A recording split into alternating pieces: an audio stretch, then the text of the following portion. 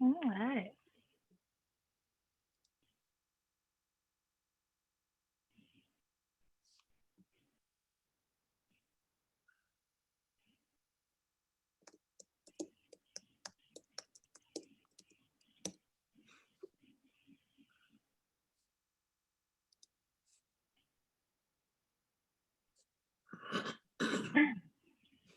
Okay. We'll give everybody a few more seconds to get settled in.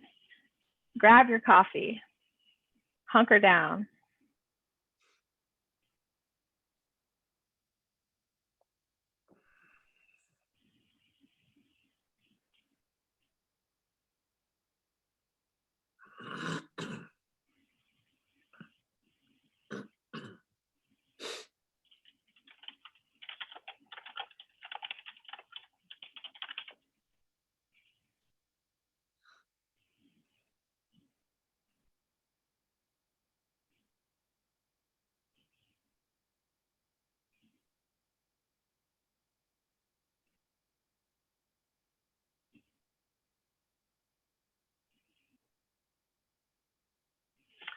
All right, everybody. Well, let's get started.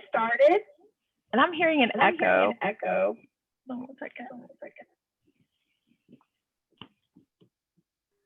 Have everyone mute their lines. That might help. Okay. How does this sound, Wayne? That's fine. Okay. Thanks, everybody. Good morning. Happy Friday, and welcome to our first quarterly FPA of Georgia meeting of 2021. We're really excited. We have a jam-packed morning. We have two great speakers who are both going to be giving us different aspects of the year ahead. And if this month is any indication, it's going to be a really, really interesting year. So thank you for joining us this morning. My name is Kristen Pugh, and I am your president this year. And I just wanted to also take a moment to thank a couple of people, our board chairs in charge of our education, in charge of this, really bringing these two wonderful people to us this morning, Wayne Ewan and James Lofton. Thank you so much for organizing this morning.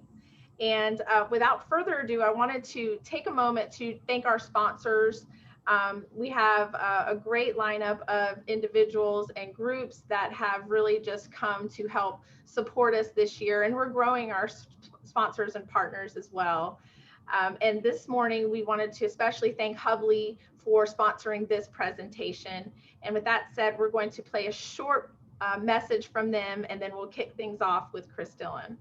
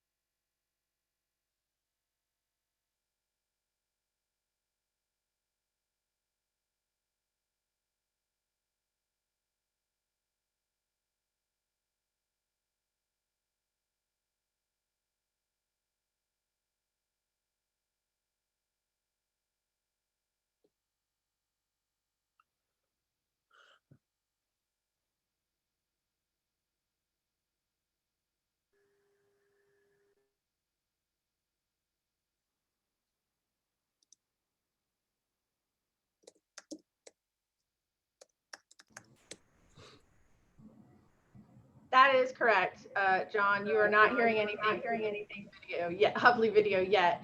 We're having a little bit of technical difficulty, so let's make sure we will play this message in our small break before we introduce Fred, because we really want to kick things off with Chris. I'm really excited to hear what he has to say. And Chris is an investment specialist in the multi-asset division. He's also vice president of T. Rowe Price Group, Inc. and T. Rowe Price Associates, Inc. His investment experience began in 1993, and he has been with T. Rowe since 2006, beginning in the fixed income division. Prior to this, Chris was employed by PNC Advisors as an investment advisory research consultant. He also directed fixed income management research with Smith Barney Consulting Group.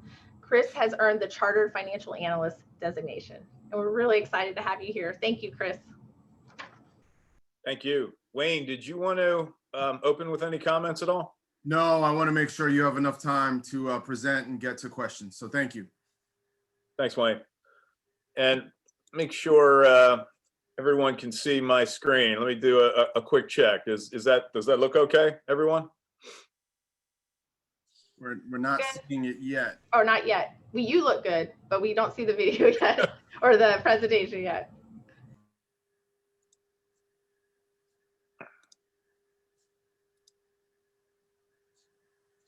Give me just a second.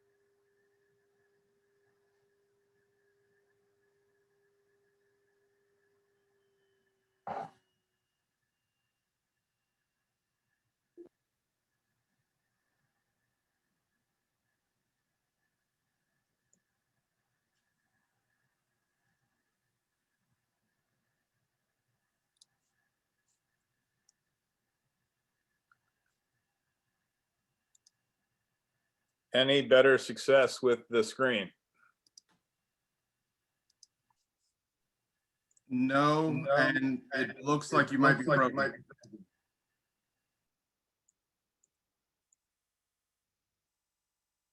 Anybody opposed to us not using any slides?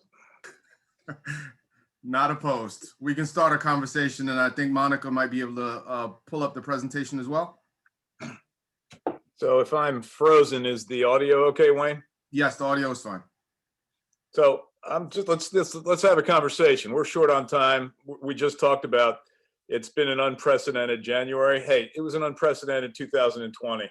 Lot to talk about, as you heard in my introduction, and thank you so much for having me and having this conversation. And a lot of times, and I please encourage questions along the way. I get as much out of those questions that come in, conversations you're having with your clients out there. So let's have a dialogue. But I sit in multi-asset at T. Rowe Price. I'm sure as you're familiar with T. Rowe Price, $1.4 trillion global investment management firm. Of that $1.4 trillion, and I guess one thing on T. Rowe Price, absolutely known for fundamental independent research. We believe in active management across the myriad of products that comprise our $1.4 trillion platform. Fundamental research, it's worked for us throughout our history. I think it's going to work very well in this age of disruption and this disruptive environment that we're operating within. But back to multi-asset. There, I get to see T. Rowe equities, get to see T. Rowe Price fixed income. I get to sit in multi-asset strategy meetings. My job is to basically synthesize all of those inputs down into an investment view for T. Rowe Price that I'm going to share with you today. And I guess without further ado, there's a lot of noise in the marketplace. We were just, having a brief conversation on GameStop, American AMC, American movie company that, movie theaters, people aren't going anymore. Stocks were skyrocketing until yesterday. Just a side story relative to what's been just a truly extraordinary investment environment. But in terms of breaking all of that noise down into some themes that we can get our hands around to talk about the investment environment, what we do at T. Rowe Price is at the end of each year we come out with a global market outlook, and essentially we'll we'll survey our investment teams across our $1.4 trillion platform and find out what is really mattering to them thematically. We'll have a team one step removed to just get away from investment noise and then think about what they heard as they surveyed that global investment platform. But the four themes for this year, it won't surprise you what the first one is: an uneven road to recovery. Look, the U.S. economy, global economy fell off of a cliff last year, but remarkably, by the end of the year, U.S. GDP, when all was said and done, was just minus 2%. U.S. GDP was on pace at one point in May and June for minus 50% annualized GDP in the sudden stop of the pandemic last year. Just already a remarkable recovery of where we are. We're probably on a trajectory. 5 to 7% U.S. GDP is where we're going to land in 2021. What does that mean for investments? Last year, first part of the year, up into mid-August, it was very much U.S. technology, U.S. growth, just as it had been for the previous decade. As markets started to anticipate the other side of COVID-19, started thinking about what will work in an amplified way on the other side of COVID-19. What will happen when the U.S. economy recovers? What will happen when the U.S. economy goes from minus 2% in 2020 to 5 to 7%, maybe even more? Different parts of the market are going to work. So I'm going to talk about value versus growth. Value stocks, to us, they have a window here of 12, 15, potentially 18 months of doing better than growth. And there are some good earnings coming out of U.S. right now with fourth quarter earnings that are being distributed right now. Some surprises earnings from. It's just, what is it just that just happened recently? I think Xi Jinping, I think sort of, yep. The audio is getting pretty bad. When it's going to dial in. Yep. Be right back. Yep. No problem. It sounds like it's bad for me as well.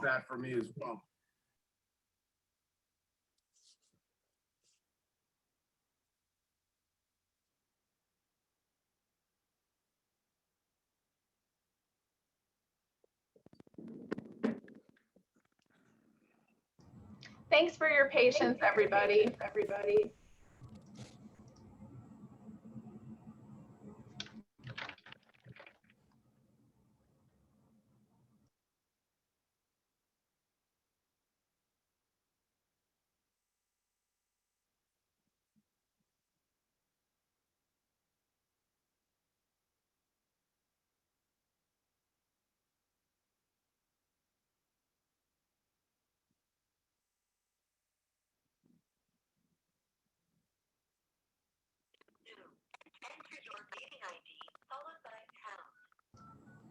And if everybody would like to use the chat for questions that you're kind of formulating as Chris comes back to us, I'm actually interested in where this additional GDP growth is going to come from this year myself.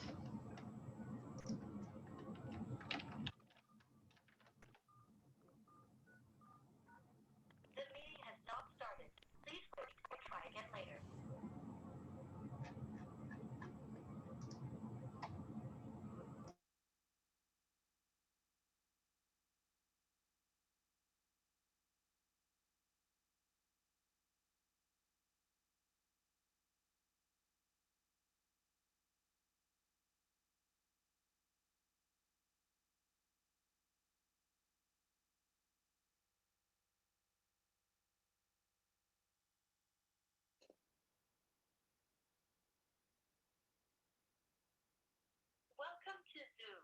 Enter your meeting ID followed by pound.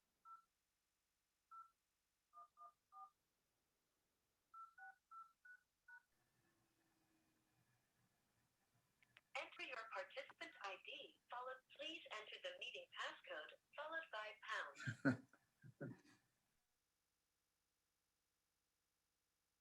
You have not entered any numbers. Please re-enter the meeting passcode followed by pound.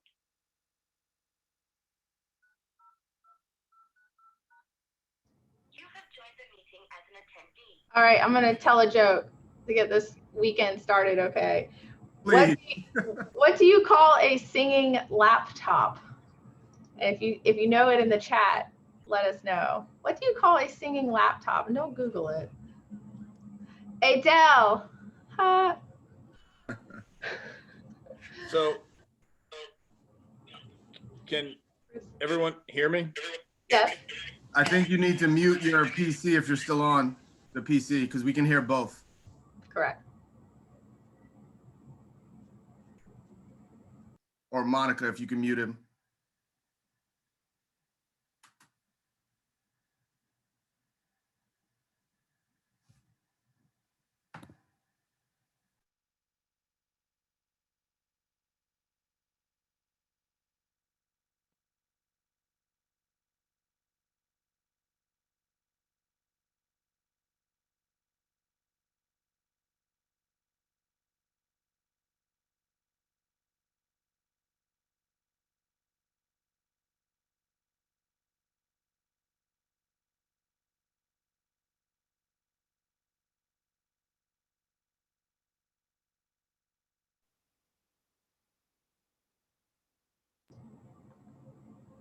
What does an angry pepper do?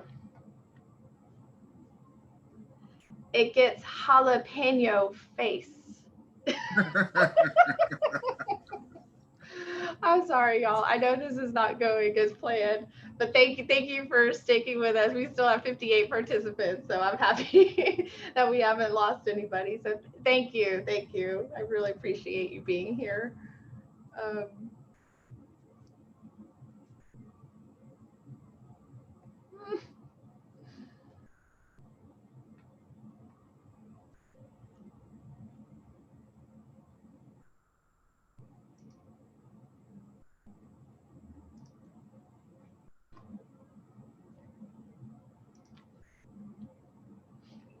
And also, while Chris is getting his audio connection together, we'll take a moment just to talk about the chapter. Hopefully, and I think I'm hearing some ruminations, everyone is starting to receive a letter that we sent from the board.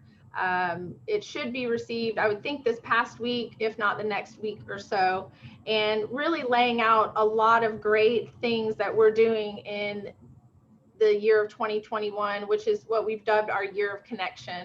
So you're going to see throughout this year that we are making additional efforts to really, in this environment, connect us as members, as individuals, as professionals, and that's across the board, with each other, with our partners, with education providers like Chris. Oh, it looks like Chris is back in. And so alongside that, in that letter, we've detailed some of the events that we have upcoming. Okay, I will get back to Chris. I'm going to try the sound again. How do we sound? You sound perfect. Okay, I apologize for the time, and now it's 8:18, and I need to be off of here around 8:50, so I'm going to apologize. But let's get to this conversation. Let me get to some punchlines. And is the screen visible at all? So your screen is not, but Monica has the Oh, wait a minute. Monica has the presentation up. Are you trying to share your screen? I'm not. Let's just, this is not going well, to say the least. Let's just forget the presentation. Look, let me just get to the punchline of what's going to be different this year versus last year. I heard the comment around, how do we get to 6% growth from -2% last year? Look, what's the big question around the market last year? Market was up, S&P 500 up 70% from March 23rd through the end of the year. And you think about the destruction of last year to the economy at the first half of the year, and think of S&P 500 earnings, -32% growth year over year in the S&P 500 earnings for the second quarter. Think about that number, just a brutal number, a number you could go back to the Great Depression and you haven't seen that number going back that far. But, and I guess we can see the presentation. If we could move to the next slide. And the next slide.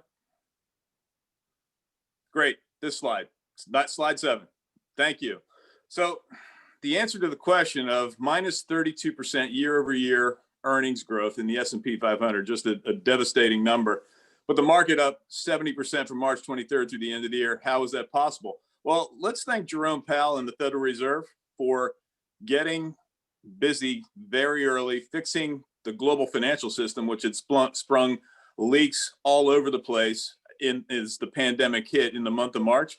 Fed funds went to zero. Fed balance sheet expanded. Dollars pumped into the system, you name it. And it wasn't just the Fed that got into the act. It was the ECB. It was the Bank of Japan. It was China.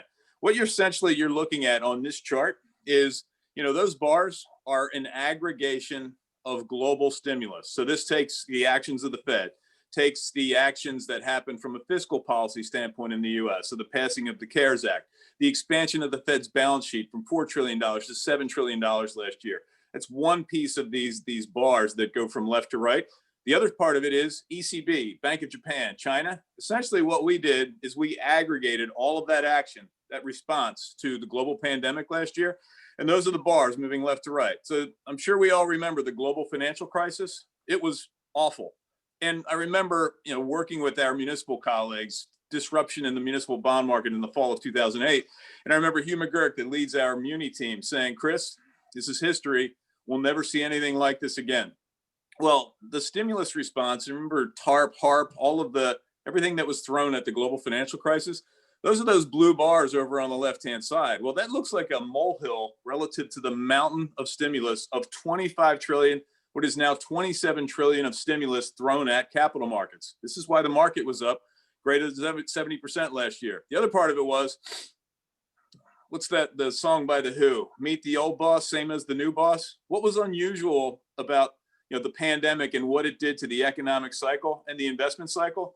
Look, we had this elongated economic cycle that ran from out of the global financial crisis all the way into March of last year. One of the longest economic expansions ever experienced by the U.S. economy. You have to go back to post-World War II to see anything like it. Well, it ended with a bang last spring. But what's unusual about that cycle ending is that U.S. tech, U.S. growth led for the past decade going into the end of the cycle. Normally at the end of the cycle, when it opens back up again, something else leads. That didn't happen coming out of the pandemic. Think about Zoom. Think about our communication here today, even though it's been tough to get disconnected, but here we are. Everything about dealing with the pandemic very much favored technology companies. So it was the old boss, same as the new boss. That lasted until about mid-August. And then us at T. Rowe Price, we were looking at markets June, July, and looking at value. We were looking at small cap value, mid cap value, large cap value. Hasn't been this cheap going all the way back, I'm going to say, into the 1940s. Just an unprecedented cheapness of value stocks across the cap spectrum, if you will. We made a move in multi-asset to get overweight value stocks, thinking that markets are moving fast. You're going to have to trade ahead of it. And what happened there in the mid-August timeframe is value took the lead, small caps took the lead, and all of that was moving in that direction. And then what happened in November, on November 9th? You have that great vaccine news of Moderna, Pfizer, and efficacy rates of 90-95% for those vaccines. And all of a sudden, markets were very much pricing in economic recovery, other side of COVID-19. And that brings me to where we are here now. If we're going to get to the other side of COVID-19, and yes, the data right now, we are in a dark winter of COVID, and it's going to continue to get worse here until about March, when we think we get to the kind of the top of the mountain, if you will. U.S. is getting vaccinated to the tune of about 1 million a day. We're of the mind that about 70 million citizens in the United States or more will be vaccinated by the time we get into the month of May. We're thinking World Series of 2021 will be played in front of a full packed house. The other side of COVID-19, and if you've got really cheap value stocks very much tied into the fortunes of the U.S. economy, they're called cyclicals for a reason. They tie into, they do well as the U.S. economy does well. And if we're going to move from -2% to +5% next year, it isn't going to be stimulus and tech earnings that drive the market. So on this page, and this page says a lot, notice that navy blue line as it moves left to right. And notice as we do the forecast, as we get to the May-June timeframe, you see that orange line? The good thing about the stimulus is that it helped lift the market 70% from March 23rd through the end of the year. It's still bubbling around in the system. The good thing is that happened. It kept the lights on in the US along with the CARES Act. As we get to the other side and we get some more traditional economic activity and the lights come back on in the US economy, this stimulus now gets compared this year to what happened last year, meaning we're not going to get another 25, 27 trillion of stimulus this year. This is very good for capital markets, but as this fades, this is a headwind for the market. So what drives the market this year is more about earnings recovery. And in terms of where earnings recovery comes from, if we can move forward in these slides and keep going and more.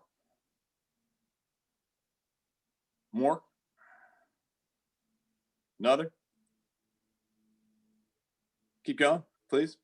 Thank you. And more. And more. Yes, right here. So this was one of the sub themes of last year, besides the massive stimulus and then growth leading the charge, technology leading the charge to mid-August. You know, what we were thinking at T. Rowe Price as a platform is, hey, you had the COVID winners, and you see that column on the left-hand side, and we don't need to read all this, but you think Peloton, you think connectivity, you think of electric autos, eating at home, you see all of that. All of that was winning and doing really well. And in some cases, we had what was expected to happen over 10 years actually happened over a span of 6 months. So, you know, stock like Shopify just goes absolutely nuts. Peloton, Wix, you name it.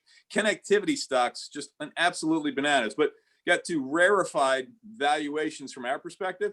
You know, the July, August timeframe, we started looking at the COVID losers. So not to give you too much information about myself, but you know, I try to keep up with my dental hygiene best I can. I haven't had my teeth cleaned since last February. You know, it hit, COVID hit.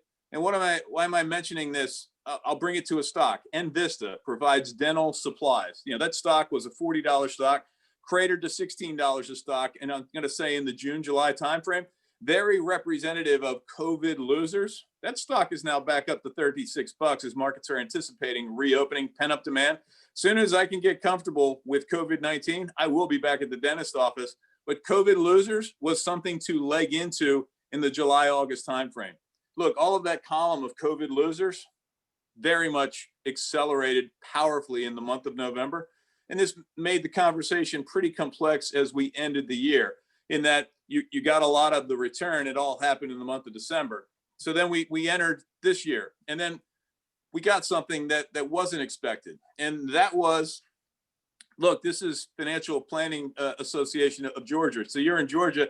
You did have a runoff election in your state at the front part of this month, and a bit of a surprising result. And with that, you get more of a mandate to a divided government in the U.S. Look, the month of November was powerful for equity returns.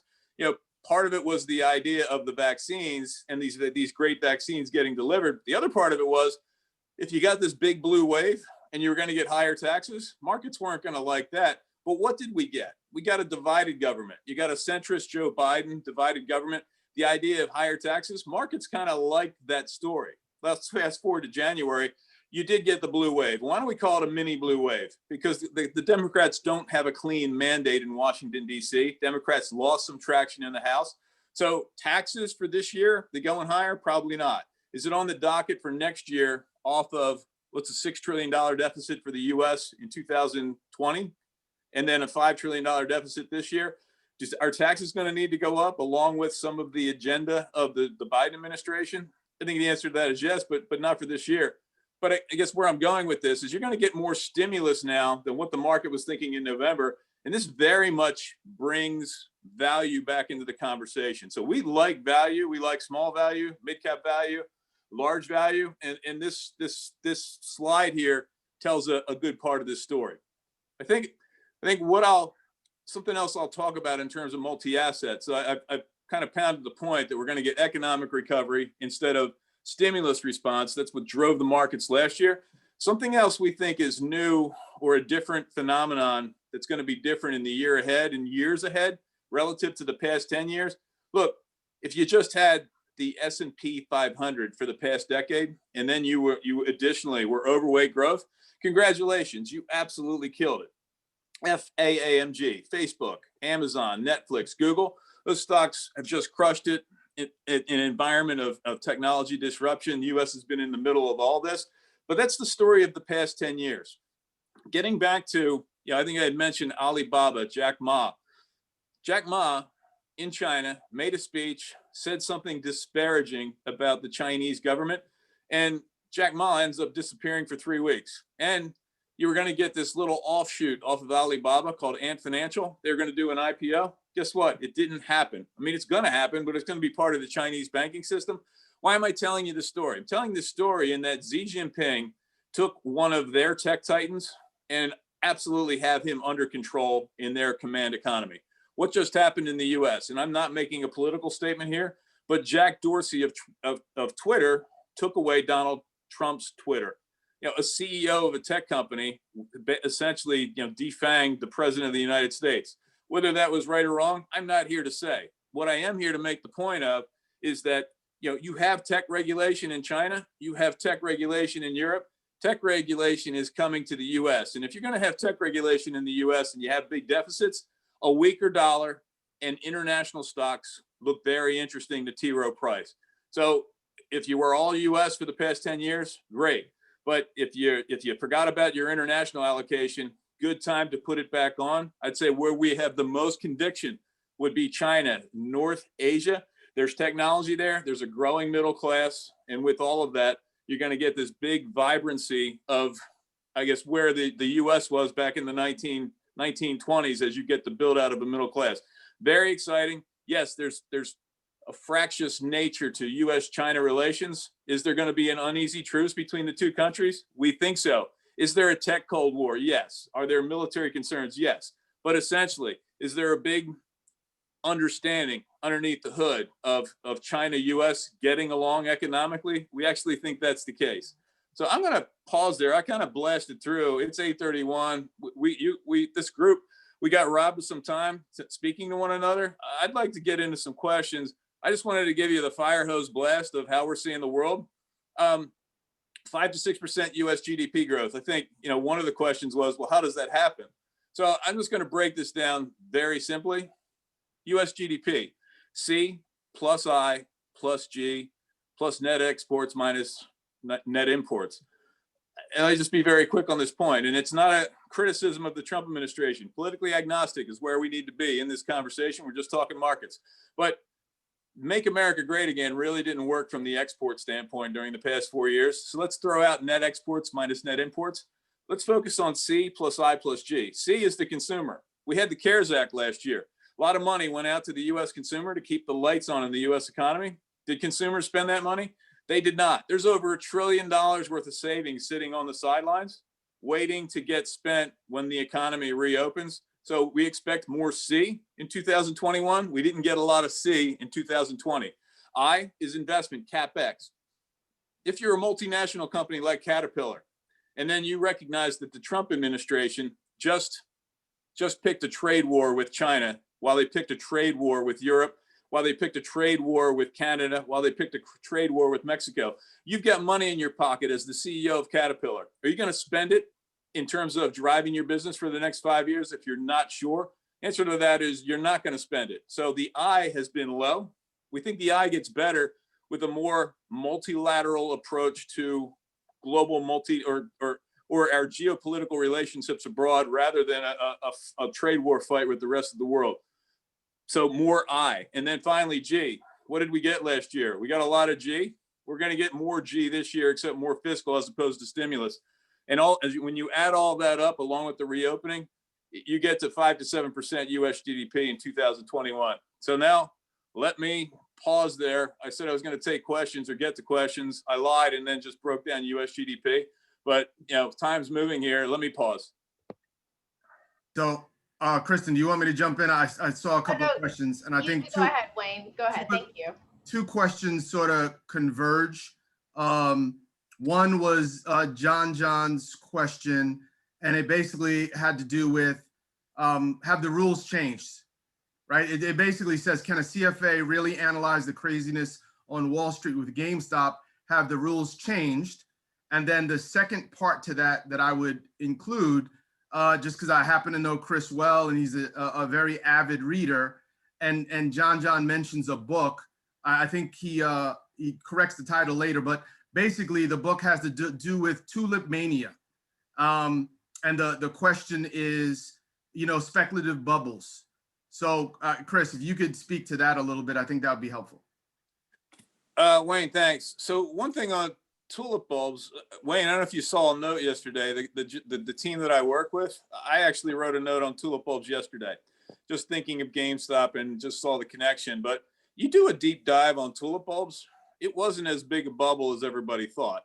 What you actually ended up having was a new merchant class had developed in the Dutch Netherlands in the 1600s. And, the Dutch were on top of the world in terms of commerce at the time. But you had this like big wave, you had an improvement of quality of life in this new merchant class in Holland. And what they discovered is, part of the trade activity, and they were leading, shipping all over the world, and tulip bulbs that they found in Asia, they brought them back to the Netherlands, and people loved it. But there was a demand for it. But there was a demand for it among elite society in the Netherlands. It didn't spread out. It wasn't, somebody goes to an auction and one tulip bulb and they buy somebody's house and then all the livestock and then the bubble crashes. That part of the story is actually false when you do a deeper dive on it. You had elites in there trading tulip bulbs, and there was they called them crack bulbs. That was where the market was and where the bubble was, but it didn't really impact all of Dutch society. So why bring that up relative to GameStop? This is a great question in terms of, does it change the rules? And just for the story, think about, technology, think about information, and think about, the Robinhood app, and think of that intersection of all of that. And now think of, a trader on Robinhood who then understands how Wall Street works, understands SEC disclosure, and looks at like Melvin Capital as a hedge fund and sees their short positions. And now think of, the Reddit communication channel. And essentially you combine a bunch of little guys, and basically you'll see emails saying, hey, if we all buy $1,000 worth of GameStop, we can absolutely inflict pain on this hedge fund. And did that happen? Yes. Will it continue to happen? Yes. Will hedge funds adapt to this? Yes. Is T. Rowe Price interested in buying GameStop with a market cap north of $27 billion, which makes it more expensive than Delta Airlines in terms of what the company is? Has anybody been in a GameStop store recently? It's not the best experience. Should this have happened? Yes. Is it happening in this corner of the market, and does it disrupt the entire market?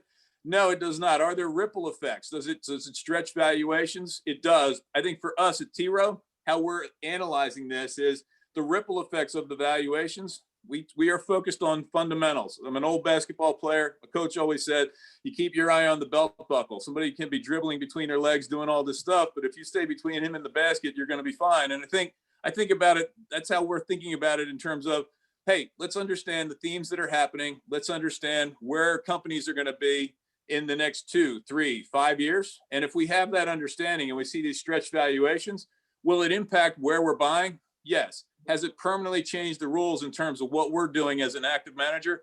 We don't think so. And just like those cracked tulip bulbs that were like one part of what happened in Holland, it did not drag the Dutch to their knees in terms of a cracked bubble. That's a false narrative.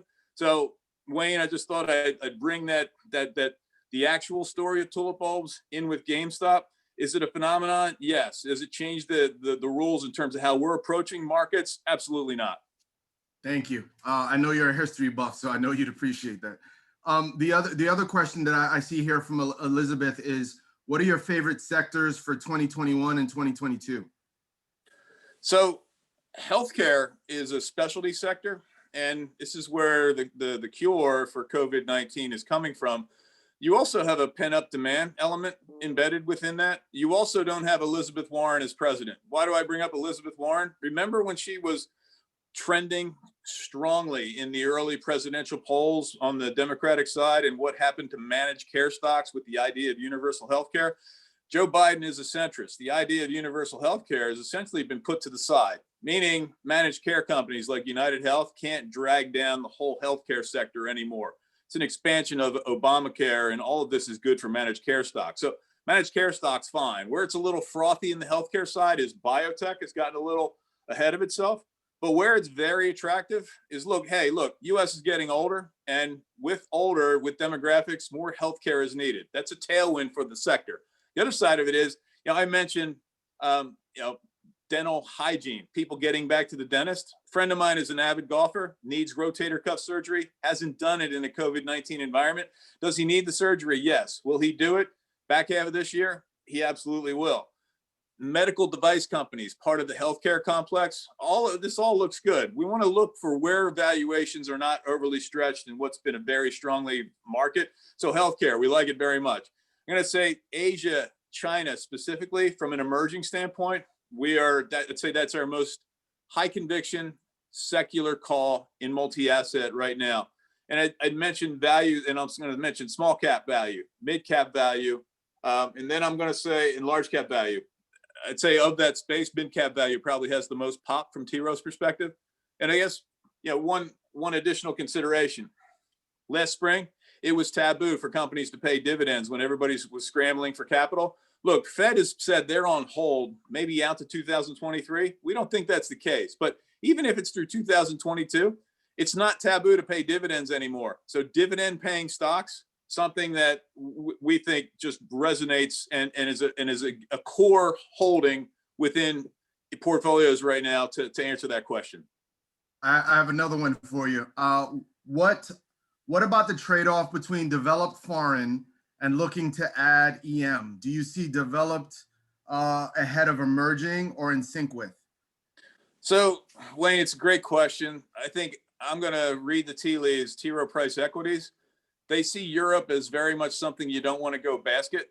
It's an idiosyncratic market. Not a lot of tech there, a lot of old industrial.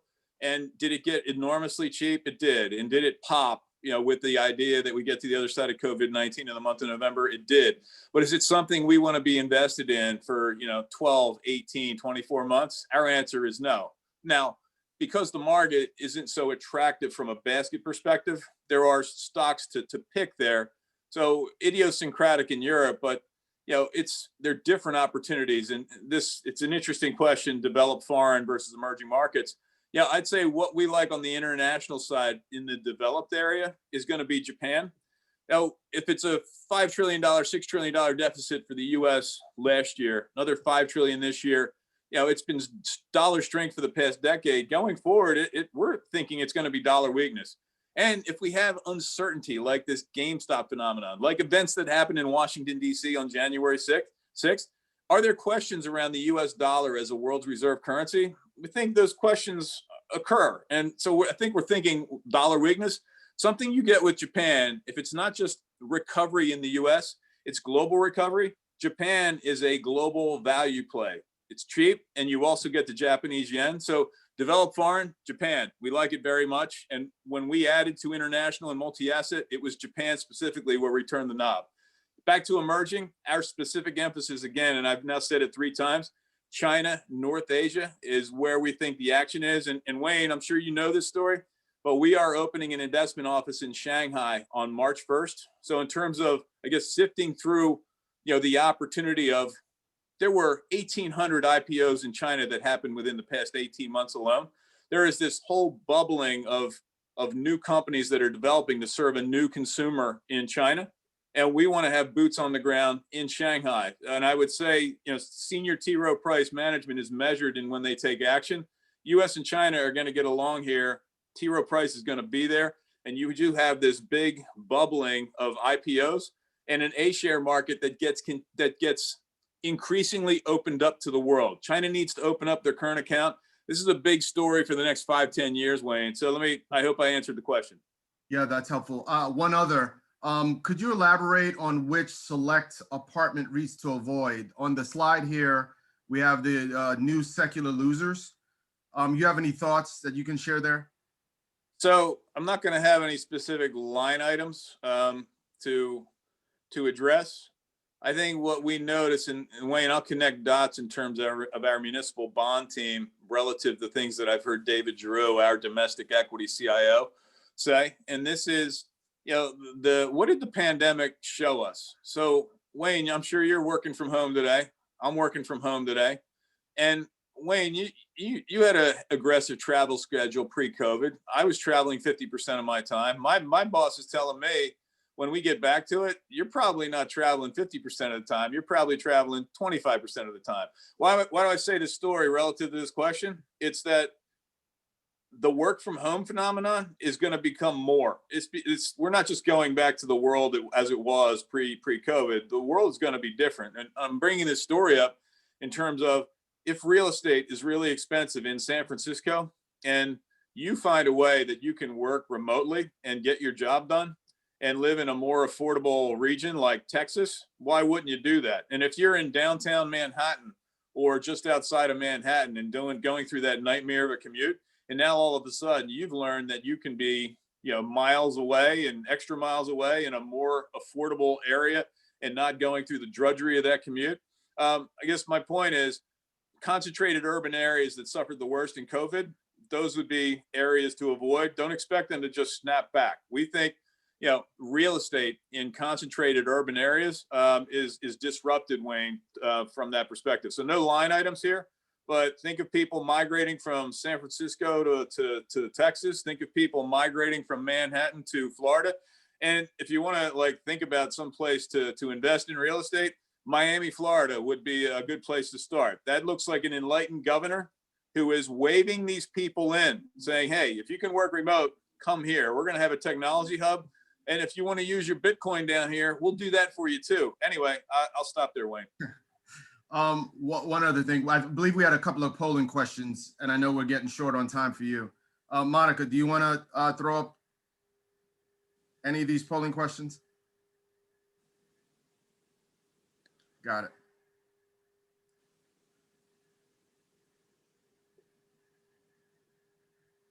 Should I answer this, Wayne? No. Host and panelists cannot vote. Yeah. Okay. And as a reminder, this is for our continuing education hour credit that we do these polling questions, and there's only a few.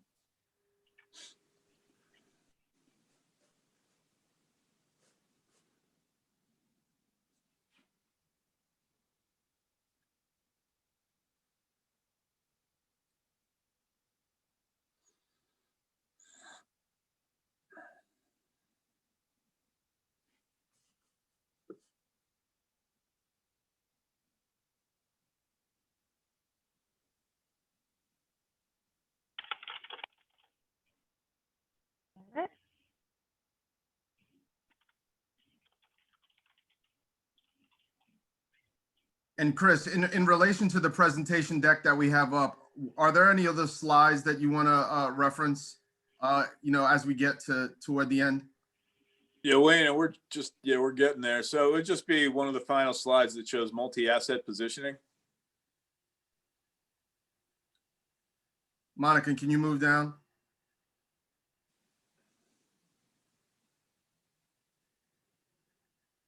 All the way to the very back half of the very last end of the deck.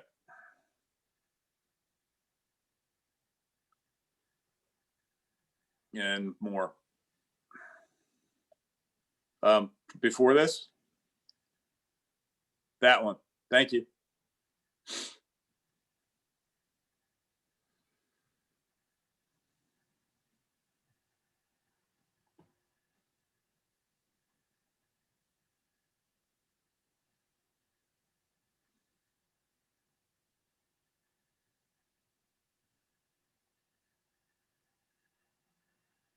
Monica, were there additional polling questions that we wanted to have up before we close with Chris?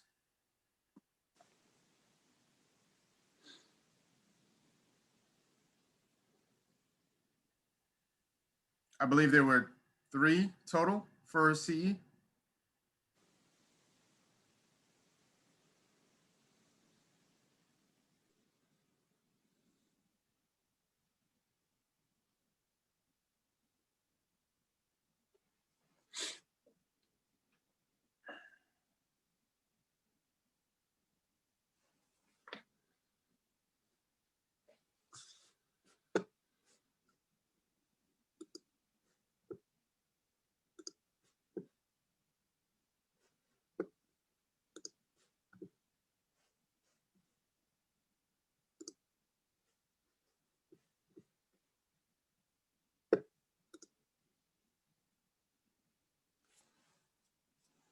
and I believe one more. And then we'll allow Chris to close. And I guess Kristen will take a break before we have our next speaker.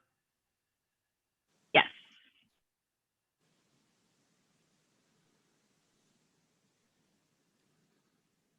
So one more polling question, and Chris will close and we'll take a break.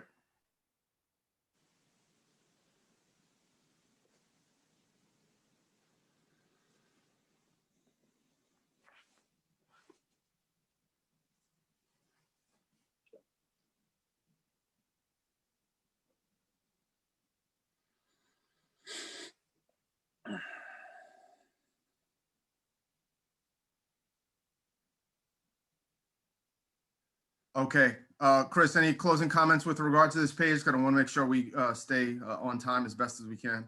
Look, again, we got robbed of time in the beginning, and apologies for the mad scramble that this conversation turned into. I hope I was able to convey our overall thoughts. I guess I would share this. I mentioned Jack Dorsey and tech regulation being part of the conversation for 2021, and it's an analogy. Think about the S&P 500, and I borrowed this from a CIO in Barron's in December. Talked about, a bobsled is the S&P 500 and what drives the bobsled. And if you think of Huskies is FAAMG. But is Washington, D.C. going to find a way to regulate big U.S. tech in some way? Answer to that is yes. Jack Dorsey should not have as much power as Xi Jinping. And a regulatory weight hangs over big U.S. tech, along with stretched valuations away from FAAMG. Look, we like Facebook. It's already priced in terms of the controversy of big U.S. tech. But regulation is a looming cloud, and we're not saying big U.S. tech is going to get broken up by any stretch. You don't want to break up big U.S. tech when we're in a tech cold war with China. But is it a weight for U.S. tech in 2021? Answer to that is yes. And you'll see on this slide over on the right-hand side, and you'll see U.S. growth. We still own it, but we're underweight for the first time in a very long time. And we are thinking, what drove the market last year? Stimulus and resilience in tech earnings. If you have lights out earnings from a Zoom or a Microsoft because of the pandemic in the back half of 2020, what's that comparable going to look like in the second half of 2021? That's the other phenomenon. And where does earnings recovery come from? It's going to be industrials, it's going to be financials, and it's going to be energy stocks. So that's the overweight to value, Wayne. And then you'll see the overweight to small caps. And then it's not here, but emerging market. Well, there it is, up in the upper right-hand side. Overweight to emerging markets. That emphasis is China, North Asia. This is just how we think about the world. We are neutral stocks and bonds that you see up in the upper left. But underneath the hood, it's very much cyclicality, global recovery. We are going to get to the other side of COVID-19. So optimistic here, but the market, S&P 500, holistically, may be up only 6%-ish or so. And that's where the Huskies aren't pulling the sled so powerfully. It's more like the Chihuahuas, less market cap companies, small caps, and even the second derivatives off of some of this GameStop action and some of this froth, if you will, in the market. So, Chihuahuas versus Huskies, Chihuahuas in charge. Big market doesn't go up that much, but where you're invested is going to matter this year very much, Wayne. Last year of dollar weakness was 2017. Emerging market stocks were up 40% that year. International stocks were up 30% that year. S&P 500 was no slouch at 21%, but it's just that was a year of dollar weakness. We expect dollar weakness, additional tailwind for international equities. Wayne, that's where I would end here. Thank you so much. We really appreciate your time. What I would say is we'd love to have you back. Obviously, this didn't necessarily go, as well initially, but obviously you have a lot of knowledge, a lot of content to share. We'd love to have you back. There was a slide that we weren't able to address talking about, low yield. I'd love, as I said, if you're willing, we'd love to have you back at some point in the future. Thank you so much for your time. We greatly appreciate it. Kristen, I'm going to turn it over to you. Thanks, everybody. Thank you, Chris. Thank you so much. All right. Excellent. Well, we're going to take a short break. So just a couple of minutes. And when everybody comes back, well, you're here. I don't think you're going anywhere, but just to take a couple of minutes since we've been here for an hour, and then we're going to play the Hubley video for our sponsor, and then we're going to introduce Fred Mesner of the Fred Report. Thank you all, and we'll be back in, let's say, 2 minutes.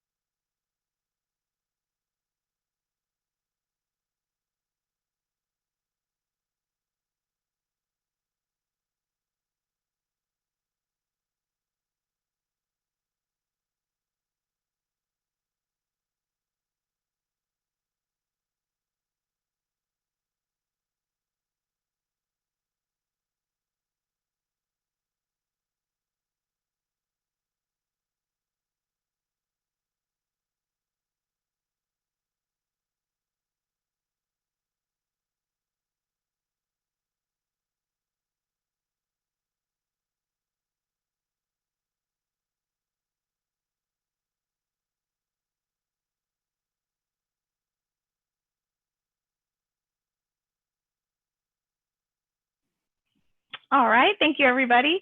We'll go ahead and introduce our sponsor, Hubley. Louis, you may have seen his message in the chat. They have been a terrific partner this year, and I can speak as a financial advisor and planner that workflows are extremely important, especially if you are looking to scale your practice, and even if you're not. It's absolutely, you need to have workflows in order to get all of your processes done for your clients, and taking your clients through, the financial planning process, as many of us know through our CFP designation. So I wanted to share this message with you all.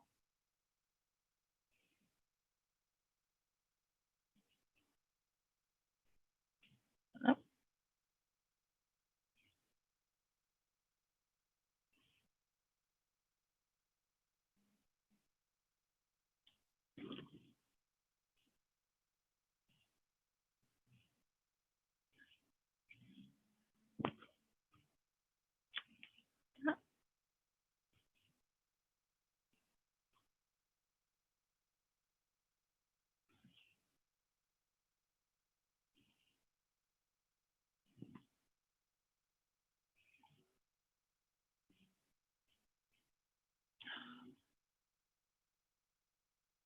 Darn it.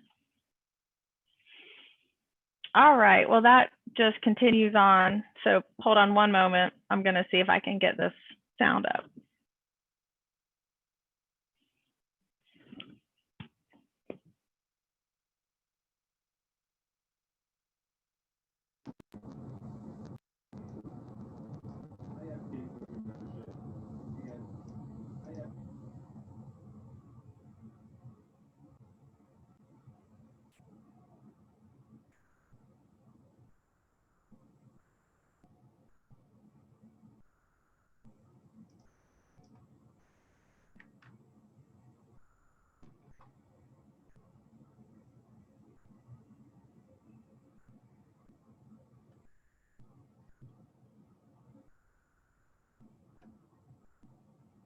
I like your style, Mark. I absolutely agree. We'll have to get them in here for our next meeting. All right. Well, I don't want to take up more time with my technical ineptitude. So without further ado, I do want to take a moment to introduce Fred Mesner. And also just to go back to Louie's message, if you please scroll back through the chat, that message that you could see but not hear is the link is listed there, and it is a good little idea of what Hubly does and how they can benefit your practice. So with that said, I'm going to go ahead and introduce Fred. Fred has been a professional technical analyst since 1989 at Robinson Humphrey in Atlanta, and then Merrill Lynch in New York. He left Merrill Lynch in 2009, interesting timing, and started the Fred Report in 2009. The Fred Report is technically based research designed for small institutions and financial advisor teams. Fred holds the CMT credential and has earned the following securities license. So get ready for some numbers here, guys. 3, 4, 7, 15, 24, 27, 53, 63, 65, 86, 87. I think I've recognized maybe 3 of those. Wow, what a lineup of licenses. So with that said, I'd like to introduce Fred, and thank you so much for joining us this morning. It's very good to be here. You can hear me well?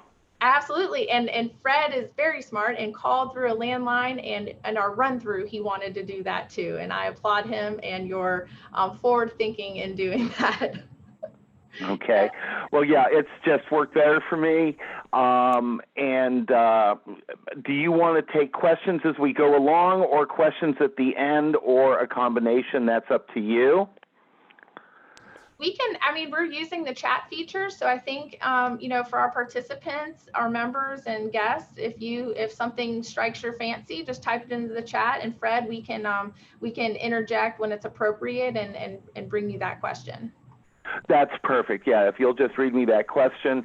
The other thing I would mention is if we're asking questions at the end, try to remember the slide number so we can go right to that. So let's just, I guess we'll get started. The first slide I want to look at is slide number 2. You gave me an excellent bio there, so she mentioned pretty much everything on the slide, but this slide is my commercial, and the only thing I will say other than what she said is if you want a free trial to my report, you can go to thefredreport.com and click on get a free trial. So there you go. Let's move right on to slide number 5 here. The objective of my talk here is not only to give you a market forecast, but to give you some technical ideas and indicators that you can look at as fundamentalists and use right away out of the box. So first of all, the definitions of fundamental analysis and technical analysis are as follows. Fundamental analysis studies the behavior of companies and managements without real reference to stock price. Fundamentalists believe that if management is good, the stock will go up. Technical analysis studies behavior of investors and the trading pattern of stocks or markets or indexes or anything. And I'll tell you all something interesting just because this whole GameStop business sort of brings this to the fore. I think it's safe to say that GameStop is not trading on fundamentals here. But when you look at the chart of GameStop, the low on GameStop yesterday filled a gap and rallied just like you see in all sorts of other stocks. So there is a place for technical analysis. Charts are graphic depictions of human behavior. And most people want to have some idea of that. So let's move on. We see these charts and we see these bars, and I always say people hum a few bars when you look at your chart. But what do the bars actually mean? Take a look at the slide. You want to see a lower open and a higher close if there's demand for a stock. A higher open and a lower close means supply wins. And the open is important as it is really the only non-market price of the day. Let's move on to chart number 7 just for a minute here. And these are types of formations you see. A rally that's strong is one that closes above the open repeatedly. A weak rally is when the stock gaps up and sells off even if the closing price is higher. A strong decline, which means that the bears are in control, is higher opens and lower closes. A weak decline is lower opens and higher closes even if the closing price is going down. Inside days, number 5, can be very important. They signify that the momentum has essentially shifted to neutral in many instances. And on slide number 6, an outside day means essentially that you're starting to see momentum move in another direction. And now we come to one of my questions, which is, this is our first polling question. Should I read the question? Do you read the question? How do we do this? It pops up on the screen for us. So we have your first one, technical analysis is, and then the 3 options. So they're voting right now. Got it. Let me know when they're through voting and I'll go on. You got it.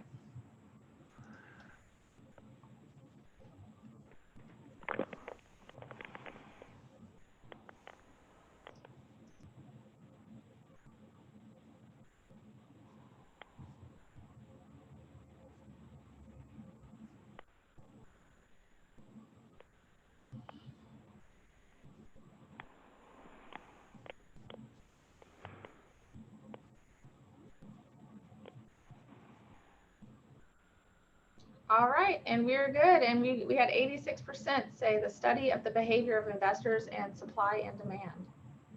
Very good. So people are actually listening or at least reading, and I'm grateful for that. Let's go to slide number 8, please. 3 basic principles for me that move markets is sentiment, momentum of internal, and momentum of externals. We see those in our technical indicators. You know, one thing that most non-technicians don't understand that you guys should think about is there are 2 types of indicators: condition indicators and trading indicators. When you hear or read in an article, golly, sentiment indicators are bullish or bearish, that doesn't mean that something's going to happen right away. That's a condition indicator. If you hear, golly, there's a moving average crossover or whatever, that means that something's about to happen right away. And I know from speaking with fundamental traders that that distinction can be important because they get all geared up to do something and then nothing happens if it's a condition indicator. And then when a tactical indicator comes along, they don't do anything. So bear that in mind. We're going to look at both kinds of things. But I really want to talk about sentiment here. Sentiment is real interesting right now. And we'll show some current charts as well. But there are 2 types of sentiment indicators. There are sentiment polls where someone goes out and asks people like yourselves, golly, y'all bullish or bearish or what, and then put the call ratios which show what people are doing in the marketplace. 2 things on sentiment polls. First of all, we only poll the bears. And the reason for that is very simple. We all have clients that are bullish and invested, and they're not going to do much. We have clients that are looking for a healthy correction, and they may not do much. But how many of us have clients that are extremely bearish and do nothing? So we tend to look at only the bears and not the bulls. The other thing is there are a lot of polls out there.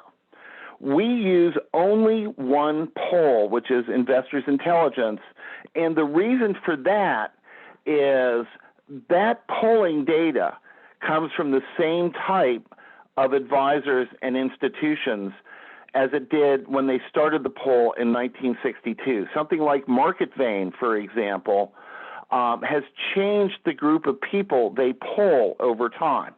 Now, Market Vein are excellent marketers, and they'll sell you 30 years of data so you can see and analyze that data.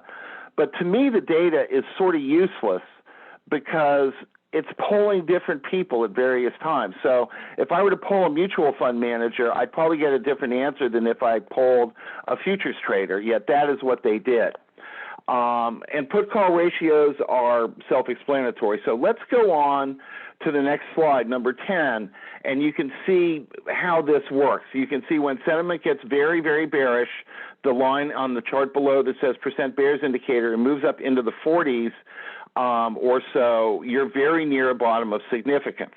When it gets down below 20, conditions are bearish, but that doesn't necessarily mean you're going to come down. And if you look at slide number 11, you can see how that's worked in 2015 and again at the bottom in 2020. You see the big push up in sentiment in 2015 and the big push up in 2020. The point is here, you can quantify this and measure it, and that is what we're doing. With options indicators, here's the standard put-to-call ratio. We use the put-to-call ratio that comes from the CBOE, total put-to-call, and you can see when that moves way up, you're very, very near a bottom, and when it gets down near the bottom, the market can still go up, but most tops in the market occur with that relatively low. And now we'll look at current action on that, and you can see, again, we had big moves up in put call at bottoms. And right now, one of the concerns that we have in the marketplace is that you've got put call price for perfection, okay? Literally it's price for perfection. We're making multi-year lows in that indicator. So now it's time for polling question number 2.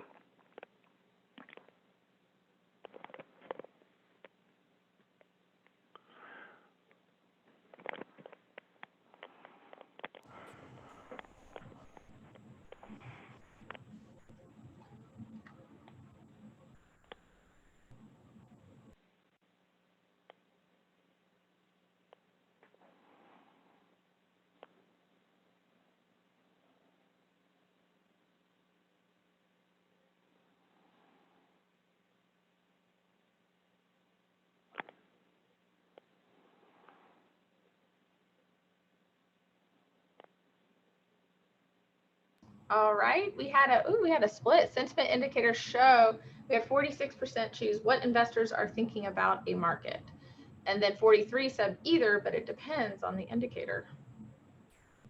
Well, number C, either it depends on the indicator, is actually correct. Polls talk about what investors are thinking, but where they're actually putting their money is shown by the option indicator. So it's thinking and doing, and when you see those, that will tell you a lot about what price action is being forecast by the market participants themselves. We're going to take a look at slide 17, the new highs, new lows momentum indicator, because this is something that you people on the call can use yourselves every week, and it makes a lot of sense. And again, most technical indicators, people don't explain the reason behind them. We're going to talk about this and explain the reason behind this just a little bit.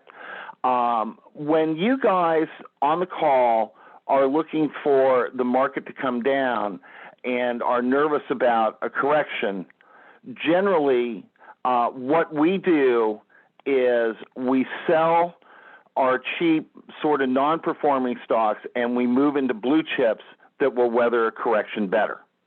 That's what we do. And the institutional investors out there, especially the big mutual funds that have to remain invested in stocks that are only allowed to carry, say, 20%, 30% in cash, well, they do the same thing. And you can see that footprint in the marketplace by looking at the amount of new lows versus new highs.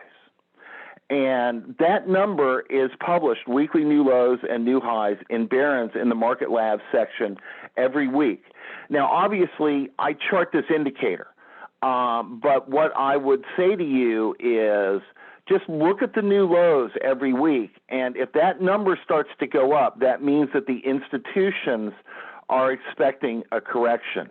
And we're going to take a look here at chart number 18, which is how this has worked in practice since 2013. And I'm going to just ask a question here. In the correction in 2020 during the pandemic, we saw at the peak of selling 1,000 new lows a week for several weeks. But at the bottom in March, all of a sudden, the amount of new lows fell from several hundred to 20 or 30. When I saw that, I put out a buy recommendation for my clients because that meant to me that the institutions had suddenly stopped selling. And anyone who's interested in that wants to talk to me about it later, I can show you how that works. I've got raw data going back in time. But that's a key indicator. So that's something I would look at every single day or every single week in Barron's. So with that, let's take a look at chart 23. We're going to move on from that point and talk about some of the external momentum indicators that we use. Everyone knows what moving averages are. We tend to use the 5-period moving average and 20-period moving average. We're going to show how those work on a couple of charts. The moving average, the black moving average, which is the shorter term, is the 5, and the green is the 20. And you don't need me to tell you that if the black moves above the green, the trend is up, and if the black moves below the green, the trend is down. The other panel that you'll see on the chart is what's called the stochastic indicator. That indicator moves below and above 20 to give a buy indication or an indication of lower risk, and above 80, it means it's higher risk. We're going to show a couple of examples of this as we go. Take a look, for example, at page number 24, and you can see the moving averages on the price on top and the circles on the stochastic down at the bottom of the chart in the 2025 area. What I want you to notice is when you're down in that area, that's a buy indication. And the way most of my advisor teams use that is they have a fundamental stock that they want to buy, but they're looking for a place to buy it to improve their performance just a little bit.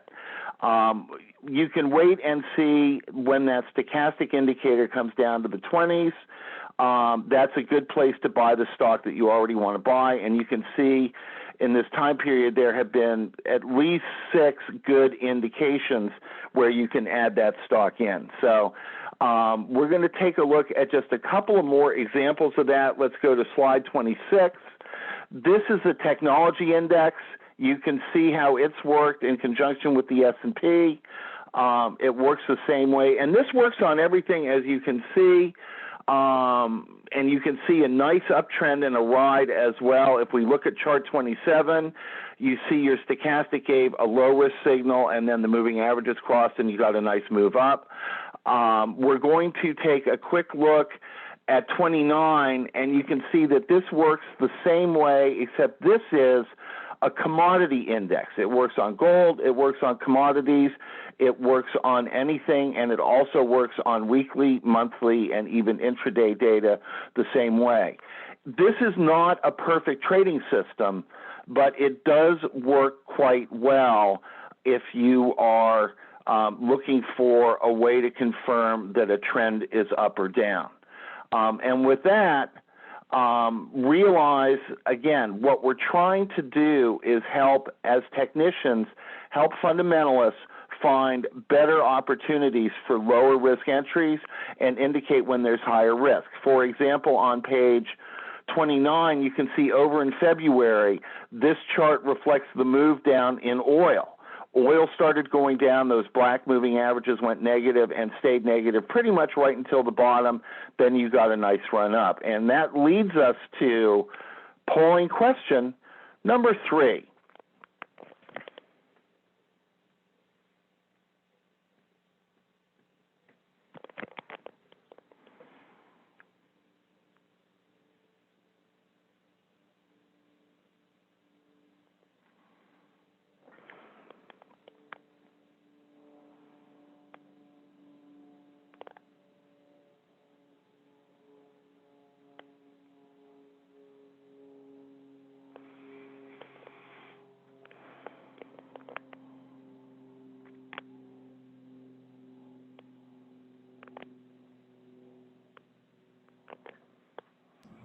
All right. Technical analysis can help the fundamental analyst do all of the above, 83%. Very good. I got to admit, I sort of pushed for that at the end, but what the heck.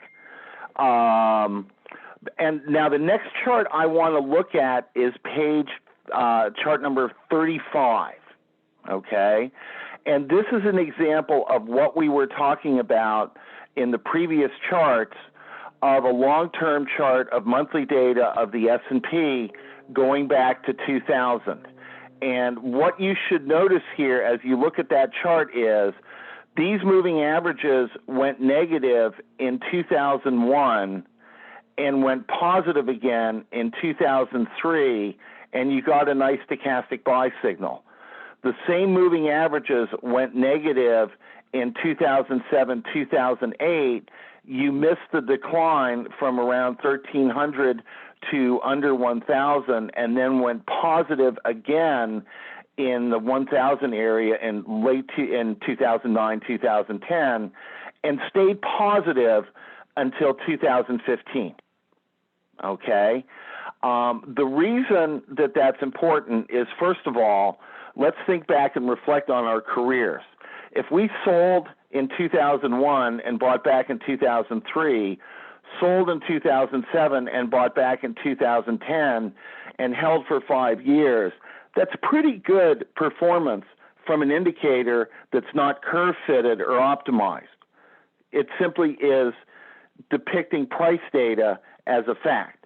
And then the indicator, of course, went positive again 2016, right around the beginning of 2016, and stayed positive until now. It's still positive. Is that performance worth having a look at for something that you can look at in less than 2 minutes and get an idea of what's going on? Most of my clients like that and think it is. So let's move on a bit. We're going to move on from chart 35. We're going to go all the way up to 53, and now we're going to get into the markets themselves and our forecast for the year. Our forecast for the year is a choppy year, less optimistic than it was for 2020, and we're looking for a down first quarter. And we're going to look at the indicators here. You can see why that is. You can see that the stochastic is overbought on the weekly data, suggesting that it's going to come down. We all know that the first year of a president's term can be difficult, so on and so forth. Let's look back at what happened on this weekly data and daily data in 2020, and you can see again that the method that we use here keeps you on the right side of the market, and gave indications that we were going to have sells in early 2020, and then we got a nice buy signal again right near March, April on that weekly data. Now, our forecast for last year was twofold for the S&P. We were looking for on the spider 367 to 373 as our trading range that would be hit. And we were looking for a drop into March and a buying opportunity, again, because of that elevated weekly stochastic. Now, I would be the very first person to tell you that I was not expecting a 40+% decline and the biggest pandemic in 100 years. But the indicators were warning that something was going to happen, and that is what happened. So again, for stocks, we are looking for a choppy first part of the year and then a fairly strong end of the year and ideally a down first quarter. We're going to move on to the next slide because there's something important that we're going to mention here. I want to just show you that mid-cap stocks work the same way and are also on a breakout, but suggesting that the market is a little bit overextended. And the same with small-cap stocks here. Small-cap stocks have just broken out. This is as of the end of the year, and look like they're going to do well. Now, I want to mention something here Unfortunately, this is not part of the slides. You're going to get this presentation at the end of the call, and anyone, by the way, who is interested and wants to talk to me about anything in the presentation at all is free to email me after this call if they look at the presentation. But there's one piece of research that I've done that does not show up in this handout, but it may be the most important thing I tell you, and that is we got interested a long time ago in small cap outperformance. We all should know as fundamentalists that over the long run, small cap stocks outperform the S&P. But I began looking at that outperformance and trying to figure out just when the outperformance starts and when the outperformance lags. And we saw, for example, small cap outperformed until 2018, 2019, and then it lagged, and now it's starting to perform again. So I'm going to tell you when small cap outperformance actually starts. And I've got a report that I can send to anybody who wants to see it showing this. Small cap stocks have outperformed large cap on a 12-month basis coming out of a recession every time but one since 1948. They have outperformed every single time except for one time since 1948. And the underperformance versus the S&P in 1953 was like 1.3%. Okay?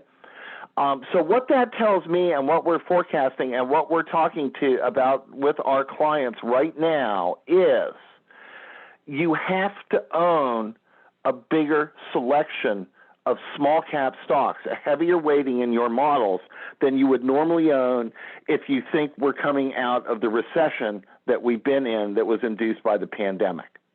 Okay? You simply must. I've got the data. I can show it to you if you want to see it. But if you don't, just take my word for it and add to your small cap models with Alacrity here. And Alacrity, by the way, called me on the phone, and Mr. Alacrity says he's adding it onto those today. Let's take a look. We'll move up the slides. Fred, do you No, mind please ask your question. A clarifying question, and then we do actually have a question from our participants. You said were you suggesting that you increase your small cap allocation or the variety of small cap? What was that indicate? And maybe I could follow that up by saying in a 100% stock equity allocation, what is the ideal small cap percentage going forward for a portfolio? Very good question, and I will answer it this way. Whatever your small cap allocation normally is, if you're aggressive, I would double it. Whoa. Okay. I got in trouble in 2009, 2010 with one of my client firms, Morgan Stanley, because I was suggesting 50% allocation to small cap. Wow. Okay. Now that's obviously, you don't need me to tell you that that's a manly allocation. Okay, as we would say as traders. It is a manly allocation, but nonetheless, I'm going to scoot over to my own article and just point out that small cap was up 11% versus the S&P coming out of the 2008-2009 recession. Okay, so that was a real big boost to performance without any thought at all, except saying these facts exist and I'm going to take advantage of it by adding the small cap. Gotcha. The second thing I would mention is every time I played this, 1990, 2000, 1980, 2008, what you hear is that small cap is overvalued and that it's way too high in price, so you shouldn't use it. That is not true in every case but one since 1948. That is simply not true. Gotcha. Okay.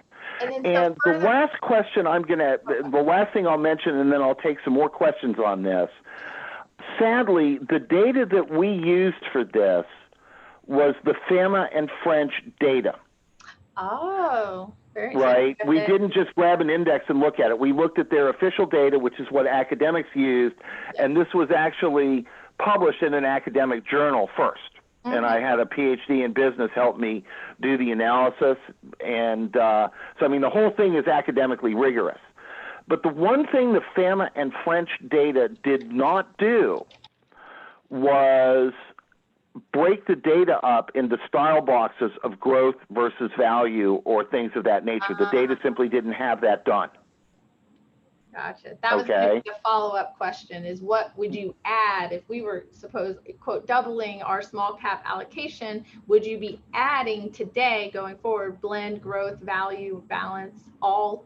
What would that The be? answer is balanced. I will give, I know this is not a product thing, but I will give you 2 ETFs that I would use to increase that allocation. Great. The first one is DWAS, which is a Dorsey Wright Invesco ETF that buys the highest relative strength stocks it can find. It's called the Technical Leaders Index. Okay? And the second one I would buy is IWM, which is simply the Russell 2000, which is a blend. Got it. Okay? And I'm going to tell everybody on the call just a little eensy-weensy trick that I have used to pretty decent effect. And that is, I would look inside the ETF, and I would look at the top 10 holdings in there. And I would consider buying the most technically attractive individual issues inside that ETF. My rationale for that is if those ETFs are going to outperform, people are going to be forced to buy the stocks in the ETF, correct? Correct. So that gave me Plug Power 3 months ago, PLUG. The stock has done well. The stock, in fact, has been almost as insane as GameStop, right? And that methodology will help you. But I would just, again, I don't think you need to overthink this. I think you need to simply add some ETFs, or if you're small cap stock pickers, by all means, pick stocks. But I wish I could tell you growth versus value. I just can't. Gotcha. Gotcha. Okay. Are there any more questions on that? If there are not, we'll go on a little bit more, and then we'll take some questions at the end as well. Okay. And we did have one other question. I mean, this is Sure. more general, if that's okay. Yes. And Joe asked, it looks like you've used a few different indices in your slides. How does a technical analyst know which index to track for analyzing trends, or does it really matter? That is a really good question, and I was going to get into that when we talk about the bond market, but I'll do it right now because I'm glad you said, because frankly, there's so much material I want to cover that I might forget to get into it.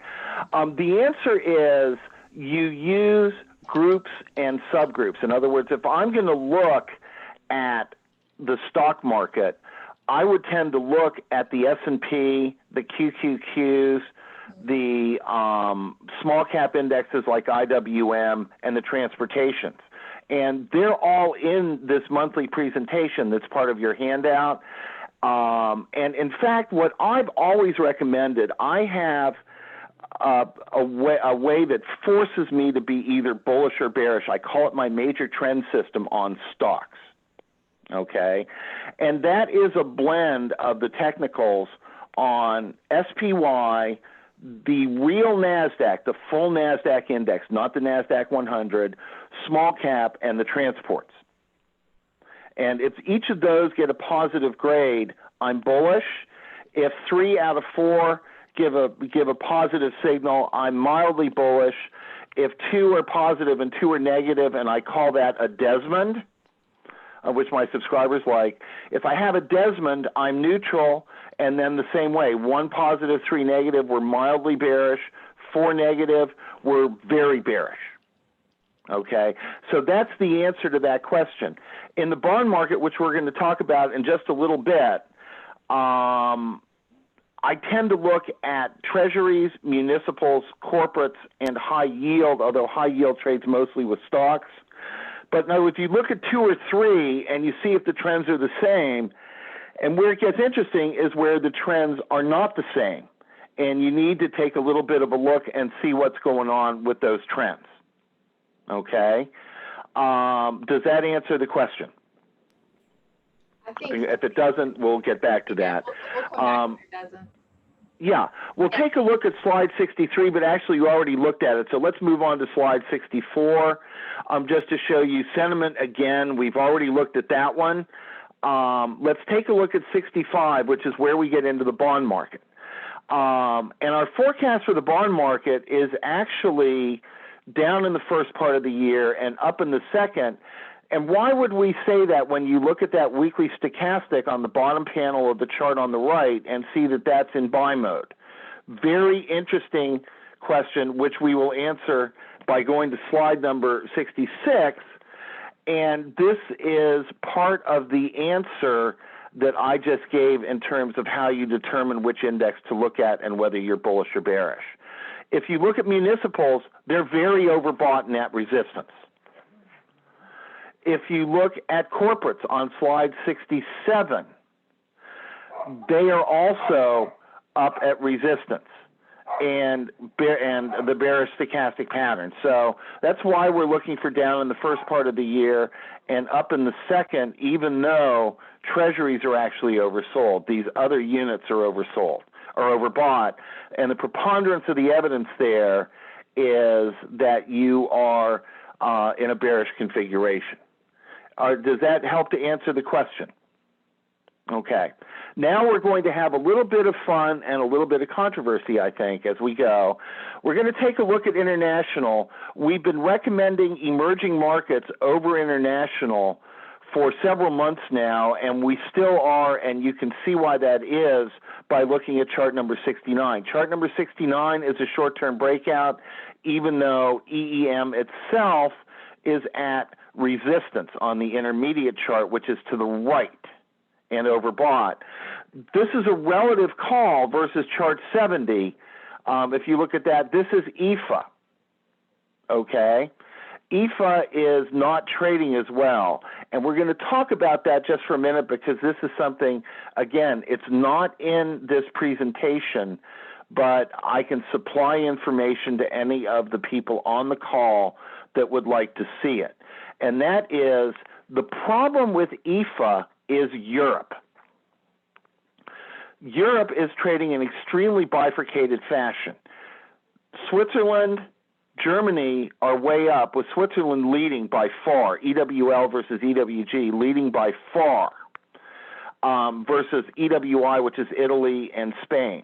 Now, Spain and Italy are way down. They're trading near their 2009, 2010 lows. And they've been doing that for years before the pandemic. So the question I asked myself is, when I made this forecast for Europe, is, has the pandemic helped or hurt the prospects for Spain or Italy? And the answer to that is it's hurt them. So we're not interested in Europe. We're interested in emerging, but there is one developed area that is fascinating that is not on people's radar screens now. And again, unfortunately, this is not in a handout, but I can supply information and you can go look at it and find it yourselves. The biggest rounding bottom market we have on an intermediate to long-term basis is Japan. Japan looks like it could go back to the old highs. And if you look at the trading in EWJ, the Japanese ETF, you see a very strong trading pattern there as well. But if you look at a long-term chart of the Nikkei, it's poised to challenge the old highs set in 1989. No one's thinking about it except for one guy that I've read about and actually had the fortune to meet one time. He's a pretty good fundamental analyst. I'm going to tell you his name. You probably have heard of him, but he's buying Japan now. It's a guy named Warren Buffett. Okay? I think that everyone would say that Warren Buffett is a pretty decent fundamental investor. So really take a look at Japan. If Japan meets any of your criteria in your models or portfolios, I would use Japan I'm in EWJ. I'm in a little mutual fund that's actually the Nikkei 400, not the 225. HJP, NX, Harry, Japan, Peter, Nancy, X-ray. Very interesting ETF. In mutual fund, it's beat the S&P the last 5 years, trading smaller cap Japanese stocks. I think it could do very well. So let's move on just a minute to 71. And here's where I heard the tail end of y'all's last speaker, who was looking for weakness in the dollar. And all I can tell you here is I am not looking for weakness in the dollar. I'm looking for strength in the dollar, and I'm going to give you the reasons why that is. First of all, take a look at the euro, which is FXE here on slide number 71. And you'll notice that the euro has rallied. The euro is overbought. The euro is giving daily sell signals as of the end of the year. And that all those things indicate that the euro is due for at least a little bit of a pullback. And when we move up to chart number 73, which is the dollar, you can see that the dollar is exactly the opposite. It's low. It's testing intermediate support. The stochastic on the weekly has not given a buy signal as of this chart. It has since this chart was produced. And the interesting thing, again, is all we hear about is dollar weakness. But I bought UUP, the ETF for the dollar, at the end of December at roughly 24.50, and it's currently right around 24.40, 24.50. I'm not losing big on that position. I do not know how familiar my listeners here are today with the futures markets, but I'm going to mention something that's somewhat arcane, but that will make sense to you. And if there are questions about it, please feel free to ask a question because we're almost at the end of the presentation. The commitment of traders reports are reports that are published showing what various people in the markets are doing. It's a great sentiment indicator. It lags because the indications are published 3 months after they occur, so there is a lag. But the commitment of traders has 4 classes of people: large hedgers, large speculators,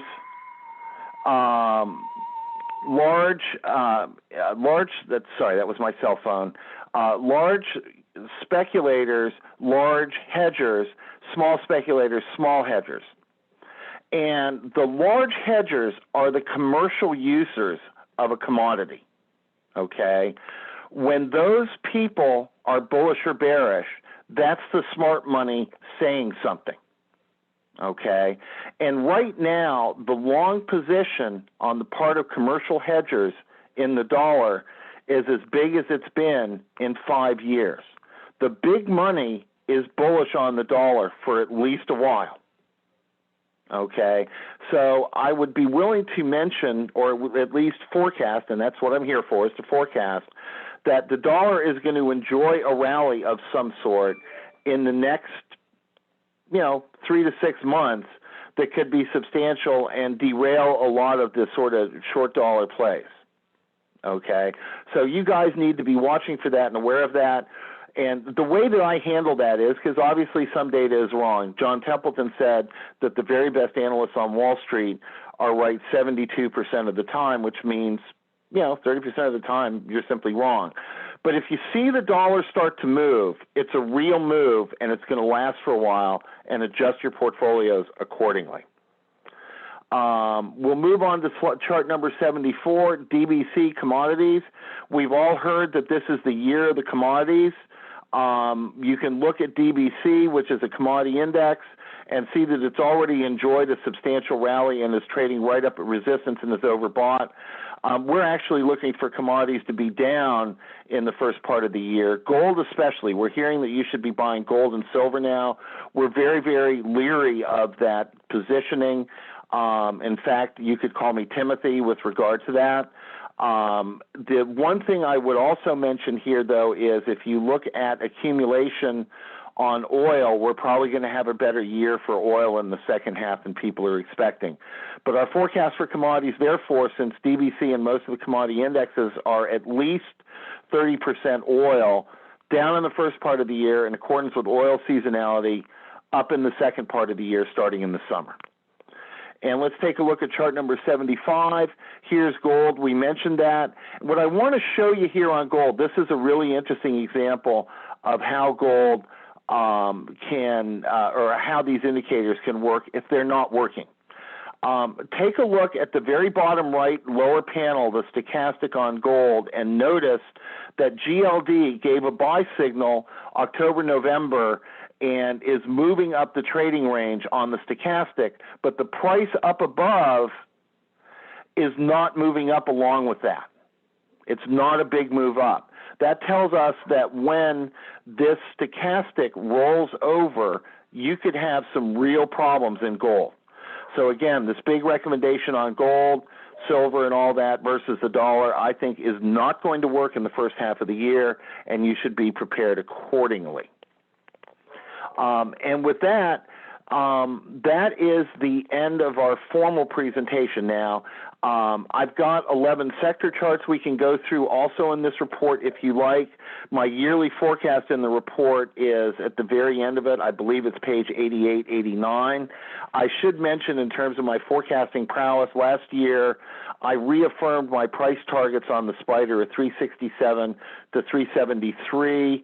When Savita Subramanian, my old colleague, downgraded all of her forecasts in April, and we did close the year at 373.88. So we've hit our numbers every year on these forecasts. We're pretty good at it. Does anyone have any questions now? Would you like me to run through the sector charts very quickly, or do you just want to end the presentation here? Well, we've got one question, Fred. Treasuries overbought reiterates more room to run on the bull market, correct? That was a question that came in. Okay, I actually think, and we're going to go back and take a look at that chart again. We're going to get back to it. That is back to chart 65. Actually, we think that interest rates this year, after this weekly stochastic buy signal on treasuries resolves itself, we think that long rates are actually going to go up slightly and steepen the yield curve. So we would not be betting on a big rally in treasuries this year. We would be betting on and again, it's sort of icky to forecast that not a whole lot is going to happen, but that's actually what we're forecasting. We're forecasting not a lot is going to happen, and long rates are going to be up slightly. I think that what the Fed and Treasury and everyone secretly wants to do is steepen the yield curve to mitigate the effects of the forbearances on rent and mortgage, which I think is going to be one of the big risks to the market and the financials later on in the year. Okay. Your previous caller said industrials, materials, and financials were his top sectors. Mine are industrials and materials, but not financials. If you want to take a quick look, let's take a quick look, for example, at slide number on this. It's not on your thing, but slide number 82, the REITs. This is XLRE, the REIT ETF, and it's a substantial underperformer already. And we think the reason for that is this forbearance thing is going to be really, really interesting and difficult to unwind. I am certainly glad that my job is not to unwind that, and I think as part of that, rates are actually going to go up. So that's the answer to the bond question, and that's where I see the biggest risk in the market is XLRE and the financials. Do we have some more questions? And if we do, let's see. No, I think everybody really, really understands every single thing that you said and brought to us this morning. I'm not so sure they do. But what I would say is when you get your copies of the presentation, there's obviously a lot more. We skipped over a bunch of slides. Yes. Go through that. and read the stuff in the training manual and then see how it relates to the monthly and our yearly forecast, which is at the end. Please feel free to email me with questions if you have questions on this. Please feel very free to get a trial subscription to the Fred Report, but you certainly don't have to. Mention that you're on this call when you email me, and I'll be glad to respond. Include a phone number so I can call you, because sometimes it's easier to call somebody and answer a question than it is to do it by email. But I want to thank you, and I want to thank James for giving me the opportunity to speak today. This was a lot of fun, and actually preparing for it was a lot of fun. So I do want to thank everybody, the board, and I'm more than willing to come back on if anybody wants me to come back on. Shorter presentation next time, probably not all the technical training at the beginning. Oh, this was absolutely wonderful. And on behalf of the board and our members and our guests today, thank you for joining us. This was enlightening to me, I know, and I know it was for others. So we appreciate you. And just to echo your sentiment, we will be sending out this meeting was recorded. So we'll be posting that and then providing your handout to everyone that was registered for this call today. That's great. You know, again, the last thing I'll say is you can look at this stuff objectively and see that it works. Where I think fundamental people have difficulty with technical analysis is twofold. First of all, for some reason, they think the technical indicators have to work all the time. And my response to that has always been, so your fundamental indicators work all the time, right? No. Okay, that's the first thing. And the second thing is technical analysis is a proverbial big tent. You've got everything from astrologers to quantitative people calling themselves technicians. What I endeavor to do for my fundamental clients is to provide some indicators that are at least 75% objective. In other words, the black little line goes over the green little line and prices go up, and if it's going to be a big uptrend, it catches it. May not catch it perfectly, but it catches it. And I'll give an example of that. You know, when you looked at chart number 35 in the presentation, which is the S&P on a long-term monthly basis, it does not escape me that just using the moving averages had you buy the S&P at roughly 1,000 after it bottomed at 666. Now, obviously, you know, one of the questions is, my God, you had a 400-point rally off a 600-point index, and now you turn bullish, right? You don't know in 2009 that it's going to rally, you know, up to over, 2,000 and then become bearish. All you know is it gave a signal. But the way you can use that is to say, well, if I've been bearish, this long-term trend is now turned up, I have to go with it.